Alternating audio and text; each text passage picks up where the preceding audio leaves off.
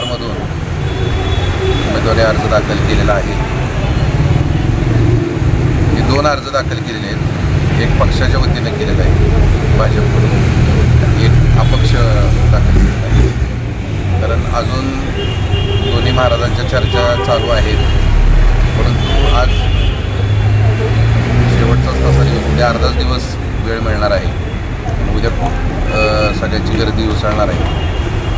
त्यामुळे मी आज दाखल केलेला आहे. उद्या AB फॉर्म मला मिळेल असं मला अपेक्षा आहे. आणि आपल्याला माहिती आहे, गेले 25 वर्ष मी सातत्यानं सदर बाजार भागातून निवडून येतो आहे. त्यामुळे मला खात्री आहे की दोन्ही महाराज आणि भाजप पक्ष हा माझ्या उमेदवारीचा नक्की विचार करेल. आणि ती खात्री असल्यामुळेच मी आज उमेदवारी अर्ज दाखल केला. तुमच्या नावाची चर्चा नगराध्यक्षासाठी सुद्धा होती. बरोबर. काय तुम्ही मी नगराध्यक्षपदासाठी सुद्धा भाजप पक्षाकडं मागणी केली, तशी त्यांची मुलाखतसुद्धा दिलेली आहे.